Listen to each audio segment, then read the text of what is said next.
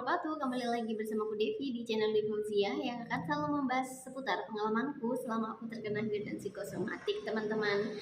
Alhamdulillah sebentar lagi kita sudah akan merayakan yang namanya Hari Raya Idul Fitri. Aku sangat mengapresiasi kalian yang telah senantiasa bersabar meskipun ada beberapa sensasi yang datang, tapi alhamdulillah sampai sejauh ini kita ada beberapa teman-teman yang masih lancar melaksanakan ibadah puasa. Dan bagi teman-teman yang belum bisa melaksanakan ibadah puasa pada tahun ini, itu tidak apa-apa, kita tidak bisa menghakimi kalian karena memang kondisi tubuh kita berbeda. Kita tidak tahu apa yang dirasakan oleh teman kita, sekuat apa sensasi yang muncul di tubuh mereka gitu ya.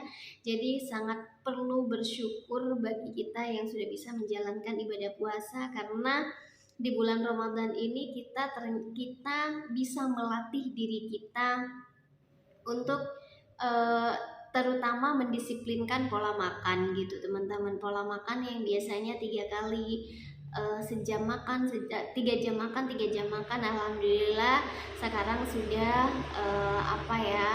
sama seperti orang-orang pada umumnya, dan semoga setelah lebaran itu akan berlanjut dan lebih baik lagi gitu teman-teman. Nah, dan bagi teman-teman yang memang sekarang belum bisa melaksanakan ibadah puasa, tidak usah khawatir, masih banyak hal-hal positif lain yang bisa kita lakukan agar kita bisa mendapatkan pahala yang besar juga nih di bulan Ramadan. Bisa dengan sedekah, bisa dengan melakukan hal-hal baik, membantu sesama gitu, meningkatkan ibadah kita gitu teman-teman. Nah, hari ini aku akan bahas hal yang menurut aku ini sangat penting dikuasai oleh atau sangat penting diketahui oleh kita yang terkena gangguan cemas dan gangguan pencernaan. Kita mulai dari gangguan pencernaan dulu. Banyak hal yang sudah dikatakan oleh para motivator, oleh para mentor, bahwa sebenarnya untuk mengobati asam lambung itu kan benar-benar mudah dan cepat sebenarnya ya, mudah dan cepat, hanya dengan memperbaiki pola makan, pola waktu makan, pola hidup, serta pola pikir gitu ya. Kalau itu sudah bisa diatasi, insya Allah 2 minggu paling lama itu sudah selesai. Tapi yang memperparah kondisi kita kan karena memang tingkat kecemasan kita itu lebih dari yang lain gitu teman-teman. Jadi benar-benar kayak lingkaran setan. Ketika GERD kita kumat, kita cemas lagi. Ketika kita cemas, otomatis asam lambungnya naik lagi. Itu terus saja terjadi. Dan itu artinya memang yang perlu diobati adalah, mungkin kalau aku pola makannya dulu. Jika kalian sudah bisa melakukan pola makan dan pola waktu makan yang benar, pola pikirnya tinggal dipelajari lagi gitu teman-teman. Karena kalau sensasi lambungnya sudah mendingan, insya Allah kan tidak terlalu banyak sensasi yang muncul sehingga tidak membuat kita cemas dan takut gitu ya teman-teman ya. Maka dari itu aku di sini ingin membagi atau bukan membagi ya, ingin kalian lebih melek lagi, lebih aware lagi bahwa memang kesadaran kita akan penyakit kita ini memang harus benar-benar ditingkatkan teman-teman. Karena ketika kita sadar, maka itu tidak akan membuat kita terlalu cemas. Contoh, kalian lagi salah makan, kalian makan salah satu makanan pantang, just say kopi. Kalian tidak bisa nih minum kopi, tapi karena lagi pengen banget misalnya, terus kalian minum kopi, akhirnya ada sensasi lambung yang muncul karena kopi menjadi trigger asam lambung kalian naik. Jadi sensasi lambung biasanya muncul kayak begah, terus heartburn, terus mual, itu biasanya datang. Nah, kalau sudah ada sensasi lambung, biasanya kita dengan tingkat kecemasan dan kepanikan yang terus menerus gitu ya, itu biasanya tingkat paniknya atau cemasnya muncul lagi. Ini kenapa ya? Ini dulu aku ndak gini kok, maksudnya kok kayak dulu lagi gitu ya, ini kenapa gitu. Itu artinya kalian belum sadar, tapi ketika kalian sadar, kalian habis minum kopi terus ada sensasi lambung, jadi kalian mikirnya, oh iya ya, tadi aku habis minum kopi, makanya sekarang ada sensasi lambung yang aku rasakan. Jadi kalian hanya apa ya, yang ada di kalian itu hanya sensasi lambungnya, tanpa kecemasan dan ketakutan yang terlebih, karena kita sudah tahu nih penyebabnya kenapa sensasi lambung sampai kenapa kalian sampai ada sensasi lambung, yaitu gara-gara kopi. Nah, ketika kita sadar, kalau menurut aku itu lebih gampang mengendalikannya, lebih mudah. Aku berkata seperti ini bukan karena aku sudah benar-benar sembuh, tapi aku juga sambil belajar.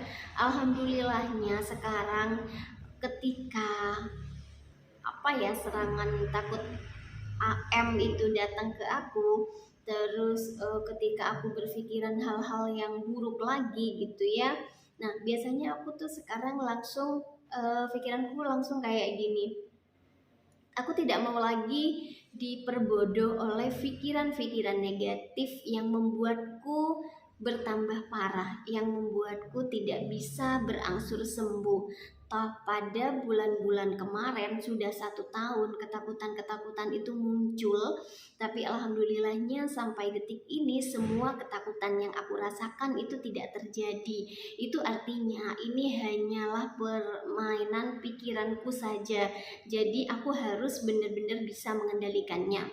Kayak beberapa malam yang lalu tiba-tiba tidak ada angin, tidak ada hujan, tidak ada sensasi lambung, tiba-tiba rasa takut M muncul lagi gitu ya, padahal lagi tidur-tiduran, lagi nonton TV, kayaknya tidak ada trigger yang menyebabkan hal itu ada gitu, tapi tiba-tiba muncul gitu ya.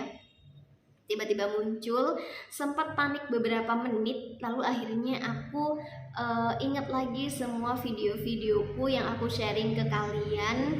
Nah, aku langsung bilang ke diriku sendiri, sudah sebaiknya lekas move on dari ini, karena ini hanya akan merugikan diriku sendiri.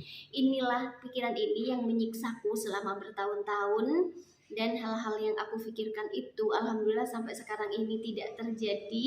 Jadi benar-benar aku sudah singkirkan, akhirnya aku singkirkan, karena memang hal-hal ketakutan-ketakutan itu tidak dialami gitu ya, hanya ada di dalam pikiran saja. Toh sudah berapa tahun kita mengalami akan ketakutan itu, sampai sekarang Alhamdulillah kita masih diberi kesempatan untuk hidup. Dari sini harusnya kalian yang sudah bertahun-tahun mengalami yang namanya takut takut penyakit aneh-aneh, berpikiran yang negatif gitu ya, itu kalau menurut aku harusnya kalian sudah di tahap dimana kalian stop pikiran itu, apalagi sudah bertahun-tahun, karena selama ini itulah yang menyiksa kalian. Sebenarnya kalau sensasi lambungnya itu tidak terlalu bermasalah, yang bikin kita sampai rasa ingin gila, ingin bunuh diri, ingin pokoknya segala hal yang sangat mengganggu psikis kita yang menyebabkan perubahan fisik. Nah itu sebaiknya mulai sekarang di stop, insya Allah bisa dilawan saja.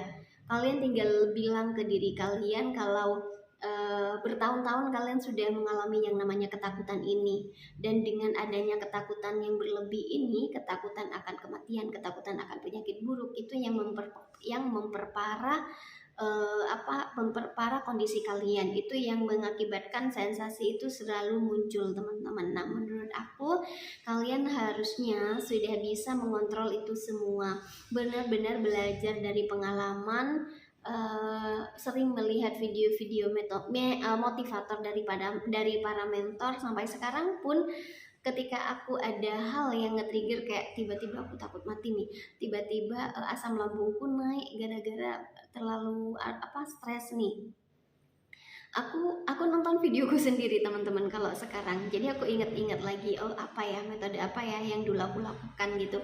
Jadi benar-benar diulang lagi hingga akhirnya itu bisa aku lakukan kembali teman-teman. Jadi menurut aku, kenapa aku selalu bilang kalau kita memang harus benar-benar menumbuhkan kesadaran, karena dengan kita sadar apapun sensasi yang datang ke tubuh kita, kita tidak akan kebingungan lagi. Soalnya masih banyak dari komenan kalian eh, masih bingung, kenapa kenapa ya kak masih mata buram, kenapa ya kak masih ngos-ngosan, kenapa ya kak apa masih mual gitu ya, kenapa mata berat gitu-gitu ya. Aku sudah merasakan itu dulu teman-teman. Nah kuncinya adalah sekarang aku mengajak kalian untuk ayo kita sadar kita adalah orang-orang dengan gangguan cemas yang berlebih. Jadi sebaiknya kecemasan yang selalu muncul di kita stop, karena kecemasan itu ialah yang memperburuk kita. Jika kalian benar-benar mau sembuh, maka sebaiknya apapun yang di-sharingkan oleh para motivator, oleh para mentor gitu ya, oleh para pejuang GERD dan psikosomatik, itu benar-benar kita lakukan teman-teman. Jadi jangan disangkal, jangan apa ya, hanya didengarkan saja, tapi benar-benar dihayati, benar-benar dilakukan, maka insya Allah kalian ada hasil kalian menonton dari setiap video-video dari para mentor-mentor kalian teman-teman. Nah karena aku bilang aku banyak sekali menonton banyak video dulu, mulai dari Mas Erik Wibowo aku nonton, kalau yang dari kedokteran aku nonton Dokter Andri psikosomatik, terus dari sharingnya Pak Abdurrahman aku nonton, Pak Suyono Listrik aku nonton. Sebenarnya satu YouTuber yang membuat aku melek waktu itu, yang membuat aku sadar dan bangkit dari keterpurukan dan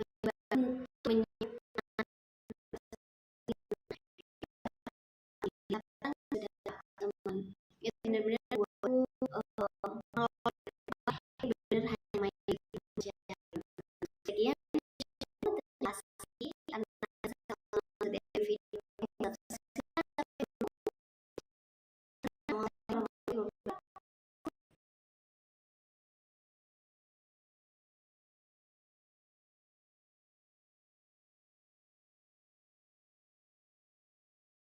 video